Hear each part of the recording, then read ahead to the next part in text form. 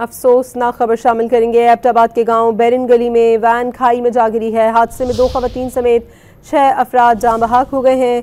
आपको ये बताएं कि हादसे का वैन बैरन गली से एबटाबाद आ रही थी। बैरन गली में वैन खाई में जा गिरी, खवातीन समेत 6 अफराद जाँ बहक हो गए हैं।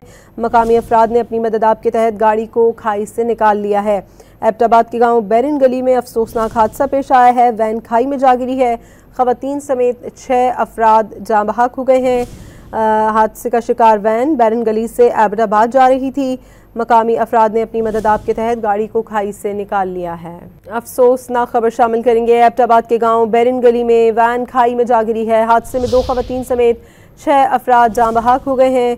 आपको ये बताएं कि हादसे का वैन बैरन गली से एबटाबाद आ रही थी। बैरन गली में वैन खाई में जा गिरी, खवातीन समेत 6 अफराद जाँ बहक हो गए हैं। मकामी अफराद ने अपनी मदद के तहत गाड़ी को खाई से निकाल लिया है। एबटाबाद के गांव बैरन गली में अफसोसनाक हादसा पेश आया है। वैन खाई में जा गिरी है, खवातीन समेत 6 अफराद जाँ बहक हो गए हैं।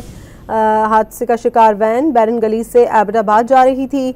मकामी अफराद ने अपनी मदद के तहत गाड़ी को खाई से निकाल लिया है।